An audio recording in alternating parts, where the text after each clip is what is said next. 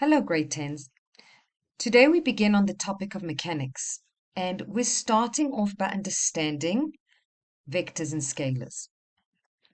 Let's take a look at our objectives. We're going to identify physical quantities and categorize them as vectors or scalars. We'll define a vector and a scalar. We will represent vectors graphically with a scale and an arrow. We'll understand the terms equality of vectors, negative vectors as opposed to positive vectors, and equilibrance. We will define a resultant vector. We will add vectors in 1 and 2 dimensions graphically using the head to tail method, and we'll add vectors in 1 and 2 dimensions algebraically. Now, when it comes to 2-dimensional vectors that we're going to add algebraically, it will only apply to right-angled triangles. So just to be clear, what is 1 dimension and what is 2 dimension? Well, these two arrows are in 1 dimension with one another because they are parallel to each other, and these two are in 1 dimension to each other. Relative to each other, they are in 2 dimensions though. These are 2-dimensional drawings over here because the lines are not parallel to each other. Now, they don't have to be perpendicular. So, for example, these are 1-dimensional, these are 1-dimensional, these are 1-dimensional, and all the rest are 2-dimensional. So when it comes to vector diagrams, we are going to be able to draw 2 dimensions graphically. When it comes to working it out algebraically, when it comes to 2-dimensional algebraic vectors, we're only going to use right-angled triangles. Now, in our daily life, we encounter many physical quantities: time, mass, weight, force, charge, and all physical quantities may be divided into 2 broad groups, scalars or vectors. What is a scalar? A scalar is a physical quantity that has only magnitude. Magnitude means size. Whereas a vector is a physical quantity that has both magnitude, size, and direction. So the answer would be incomplete without also stating the direction.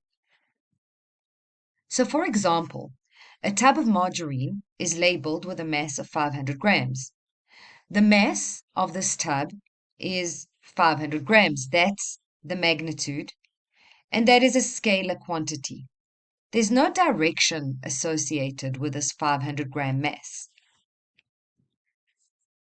Speed also happens to be a scalar quantity. So, for example, you walk to the shops at a speed of 4 kilometers per hour, and that 4 kilometers per hour represents the magnitude or the size of your speed. But when it comes to velocity, velocity is similar to speed, but it's actually a vector. So you would mention your velocity was 4 kilometers an hour. That's the size, and that's equal to your speed. But the answer is incomplete without also stating your direction. So you walked to the shops at a velocity of 4 kilometers per hour towards the northeast. You have to state direction. Otherwise, it is only half an answer.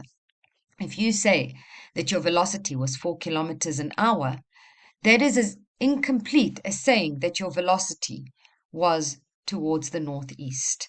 Both of these need to be mentioned. Again, the answer is incomplete without including direction when it comes to vectors. Most physical quantities that we deal with in our daily life are scalars. The following physical quantities are the vectors that we need to be aware of.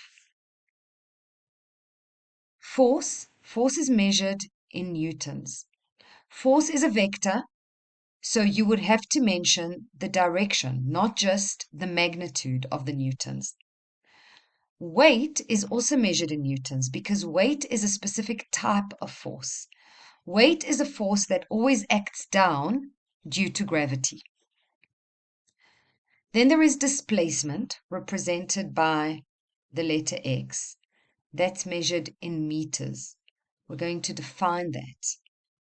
Velocity, v, is measured in meters per second, and acceleration, a, is measured in meters per second squared. So if you're asked to provide the force, the weight, the displacement, the velocity, or the acceleration of something, it is not enough to provide the size. You also need to provide the direction. Now, these vectors, you might have noticed, are shown by symbols with an arrow pointing to the right. So, for example, force is represented by the letter F, but it has this right-facing arrow above it. Velocity is represented by the letter V, but it also has this right-facing arrow above it. Now, this arrow doesn't indicate the direction of the vector. It's just the notation for representing a vector. So the fact that force has an arrow above it and velocity has an arrow above it, that tells us that these are vectors. If two vectors have the same magnitude, that is size, and the same direction, then we say that the vectors are equal. And that is what we call equality of vectors. So here we've got two vectors that are equal because they have the same magnitude, the arrow is the same length, and the arrowhead is facing in the same direction, so they also have the same direction. And these two represent an equality of vectors. Here we've got two vectors that are not equal. So even though their magnitudes are the same, because the length of this line is the same, their direction is opposite. So that means that these two vectors are not equal. They might be equal in their magnitude, but they are not equal in their direction. When we work with vectors, we always have to choose a positive direction. Now, it doesn't really matter which direction is chosen as the positive or the negative direction, as long as we keep it consistent. In this case, we have chosen the right to be the positive direction, and therefore the left will be the negative direction. Now let's talk about how we represent vectors graphically. Vectors are drawn using arrows. An arrow has both magnitude and direction. The magnitude is based on a scale that we have to choose up front, and then we make the length of the arrow relative to the scale. And the direction is based on where the arrowhead is pointing. When it comes to vectors, like I already said, magnitude is only half of the answer, and the direction makes up the other half. There are many acceptable methods for describing the direction of a vector. Left, right, up, down. We may even use little arrows in our final answers to represent left, right, up, and down. Sometimes we might want to use the compass method. Now we can use north, east, south, and west. Exactly in the middle of north and east is northeast. Exactly in the middle of south and east is southeast. Exactly in the middle of south and west is southwest, and exactly in the middle of north and west is northwest. If it is not exactly in the middle, meaning a 45-degree angle over here and over here, then we cannot consider it northwest. Let's consider vectors A, B, C, and D, and they're not pointing in one of the exact compass directions that we mentioned above. Now I'm going to teach you the compass notation. It always has to begin with north or south, never with east or west. So the angle will always be north of east, north of west, south of east, or south of west. And in your mind, if you change this word of to from, it will help you to identify the angle. Let's take a look. Vector A is over here. And vector A's direction would be 20 degrees north of east. Now, again, if you change this word of to from, I just find that it's a little bit easier, more intuitive for me to figure it out, because that means 20 degrees towards the north from the east. The same angle using the compass method may also be expressed as north 70 east. So going from north 70 degrees towards the east. So both of these, 20 degrees north of east and north 70 degrees east, they represent the exact same compass direction. Let's look at vector B over here. Vector B's direction is 55 degrees towards the south from the east. Alternatively, it may be expressed as south 35 towards the east. So S 35 degrees east. Let's think about vector C's direction. Now, vector C is somewhere in between south and west. Remember that we always have to start with either north or south. In this case, it will be south. In this case, it will be a certain number of degrees south of west. And we may think of it as towards the south from the west. 90 minus 55 is 35 degrees. So it will be 35 degrees south of west. It is 35 degrees towards the south from the west. The alternative is to say south 55 degrees west. Both of these represent the exact same angle. And let's look at vector D's direction. So vector D is in between north and west. North always comes first. 90 minus 30 is 60 degrees. So it would be 60 degrees towards the north from the west. 60 degrees north of west. Alternatively, it will be north 30 degrees west. Again, both of these represent the same direction. Another method of expressing direction is the bearing method, and that's the method that I generally recommend for when you draw your own vector diagrams and you have to represent an angle. The bearing method is the simplest one. The bearing method begins from north and moves clockwise. The bearing is always written as a 3-digit number. So 275 degrees would be 275 degrees. But if it is 80 degrees, you have to represent it as 3 digits. So it's 080. If it is 8 degrees, it would be 008 degrees. What is the bearing of the vector below? Remember that we start with the north and then we go clockwise until we hit our vector. So going from here to here would be 90 minus 30 degrees.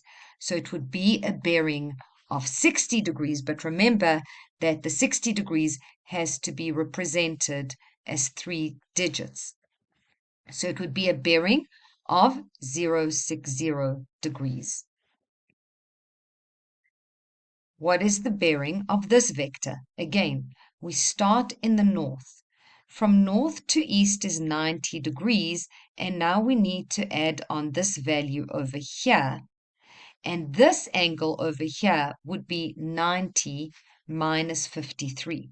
So your bearing would be 90 plus 90 minus 53, which would give you a bearing of 127 degrees.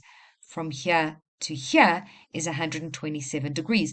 Another way of working it out is saying, well, from north to south is 180 degrees. So it's 180 minus 53. And again, that would give you a bearing of 127 degrees. What is the bearing of this vector over here? We start at the north and we go all the way until we hit our vector. So it is 90, 180, 270 plus 90 minus 47 degrees. And that would give us a bearing of 313 degrees. Alternatively, well, this whole circle is obviously 360 degrees. So you can say 360 minus 47, and you'll still derive this bearing of 313 degrees. Let's now learn how to represent vectors graphically using the head-to-tail method. To draw vectors accurately, we need to represent the magnitude using a scale. A scale allows us to translate the length of the arrow into the vector's magnitude. So, for example, if we have a vector that represents 20 newtons to the east, we need to choose a scale that will allow us to represent the size or magnitude of 20 newtons. So I might choose that 1 centimeter is equivalent to 2 newtons. Now I need to represent 20 newtons. So to get from 2 to 20, I needed to multiply by 10, which means that using my scale, 1 times 10 is 10. So 10 centimeters will represent 20 newtons. So next, we will draw a line that is 10 centimeters long, and we will label that line as 20 newtons. We're not going to label the scale of 10 centimeters. We're going to label the vector value. This line over here just represents the length from the beginning to the end of the arrow, but that does not need to be shown. So all you would show is a 10 centimeter line with a 20 Newton label. Let's define the direction of a vector. Graphical techniques involve drawing accurate scale diagrams to denote individual vectors, and then we can work out their resultants. We have to learn how to use the head-to-tail method. We always start off, like I just showed you, by choosing a scale. The order in which we add the vectors doesn't influence the final answer. We will always derive the exact same resultant.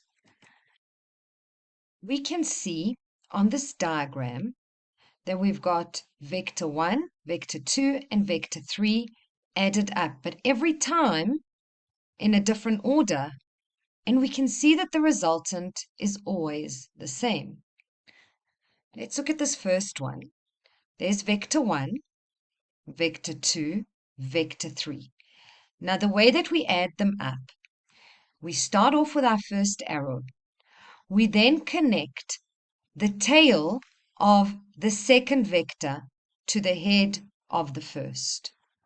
We then connect the tail of the third vector to the head of the second. Once we've added up all our vectors, the resultant is always drawn from the tail of the first vector to the head of the last vector. Same thing is being done here. Vector 1, vector 2, and vector 3 are identical in all of these, but the order is different. So here we started with vector 2. In this, we chose to add vector 3 next. So we connect the tail of vector 3 to the head of vector 2. And our last vector is vector 1. And so we connect the tail of the last vector to the head of the previous vector. The resultant is always drawn by connecting the tail of the first vector to the head of the last vector. You'll always be able to identify your resultant like that because it is connected from the tail of the first to the head of the last, and you would get two arrowheads touching. How do we know when we find the two arrowheads that are touching that this is the resultant and not this one over here? Well, that's because vectors are always connected based on the head to tail method, whereas the resultant is always connected from the tail to the head. Takes a little bit of practice, but you'll get the hang of it. To use the head to tail method, as we said, we draw the first vector using the scale, and the arrowhead denotes or indicates the direction. So here's our first vector, which represents 10 meters. Now we need to take the next vector and draw it with a tail starting from the arrowhead of the first vector. So in this case, the next vector is 20 meters to the right. But what I've done is I've connected the second vector from the head of the first vector. Once all the vectors have been added in this way, we can find the resultant vector again from the tail of the first vector to the head of the last vector. Now, technically, we should be overlaying it. We should be overlaying this 30-meter line above these two vectors that we've added up as 10 meters plus 20 meters, because it is from the tail of the first to the head of the last. The reason that we draw it underneath is just for marking purposes or for clarity, so that we can see exactly what's going on. But these vectors over here, this 10 meter and 20 meter vectors, are in one dimension, meaning that they are parallel to each other. They act along the same plane, and so it is very difficult to denote the resultant on the line and still have clarity around the picture. So if we add up 10 meters in that direction and 20 meters in that direction, it is obvious that the resultant is going to be 30 meters, pointing in the same direction as both of these individual vectors. The arrowhead is always going to be placed at the head of the last vector. The arrowhead of the resultant vector will always touch the arrowhead of the last vector, as I showed you on those previous vector diagrams as well. The magnitude of the resultant vector would be identified based on the scale. So in this case, yes, it's obvious 10 plus 20 equals 30. But if you used your scale correctly, then this length over here would indicate the equivalent of 30 meters. And of course, the arrowhead represents the correct direction. So what is a resultant vector? The definition of a resultant vector is a single vector whose effect is the same as the individual vectors acting together. What that means is that instead of vector 1 having this magnitude and direction and acting with that magnitude and in that direction, and vector 2 acting with this magnitude in this direction, and vector 3 acting with this magnitude and in that direction, we can have just this resultant vector with its magnitude and direction, and this resultant has the same effect as these three vectors acting together. The same applies here. Instead of having a 10-meter vector in this direction and a 20-meter vector in that direction, a single 30-meter vector in that direction is actually the same as the adding up of these two vectors. In the last example, we looked at the head-to-tail method where the vectors act in the same direction, but let's see the head-to-tail method when the vectors are still acting in one dimension, meaning that they're parallel to one another, but they are acting in opposite directions. In this case, we have a 20-meter vector acting to the left, and we have a 5-meter vector acting to the right.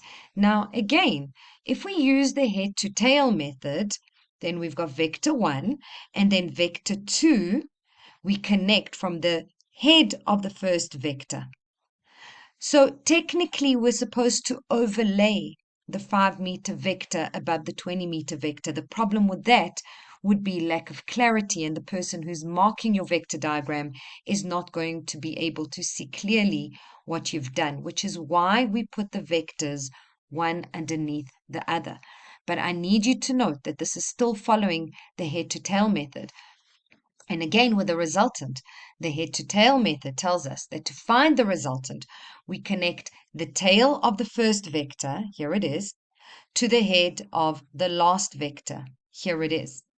Now, you can put this vector, this resultant vector, underneath as well. You can make it touch this 5-meter vector.